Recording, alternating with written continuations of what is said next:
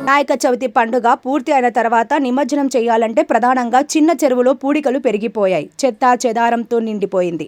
నీళ్లు వస్తాయి లేదో అర్థం కాని పరిస్థితి. వీటిపై నిర్వాహకులు దృష్టి పెట్టాలి. మరోవైపు అధికారులు ప్లాస్టర్ ఆఫ్ ప్యారిస్ విగ్రహాలు ఏర్పాటు చేయొద్దు, పర్యావరణానికి హామీ ఉంటుందని ప్రచారం చేస్తున్నారు. కానీ ఆచరణలో ఘోరంగా విఫలమయ్యారు. ఎక్కడ చూసినా మట్టి విగ్రహాలు లేవు, అన్ని ప్లాస్టర్ ఆఫ్ ప్యారిస్ విగ్రహాలు మాత్రమే.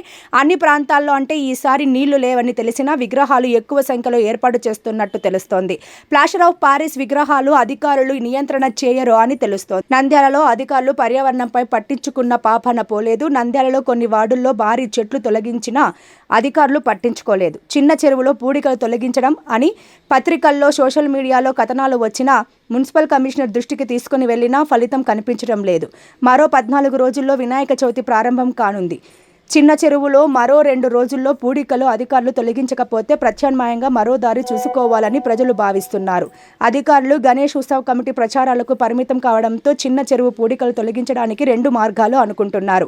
ఇంటింటికి వెళ్లి నిధులు సేకరించి పూడికలు తొలగించుకోవాలా, లేక ప్రస్తుతం నంద్యాలలో హాట్ టాపిక్గా ప్రజాసేవ చేస్తున్న యువకుడు గొల్లా రాజేష్ దృష్టికి తీసుకుని పోయి ఆయన సలహా సహకారాలతో జేసీబీ ట్రాక్టర్లు కొంతమంది సిబ్బంది పెట్టి ఆ ప్రధాన శుభ్రం చేయించాలా కోరుకున్నట్లు సమాచారం.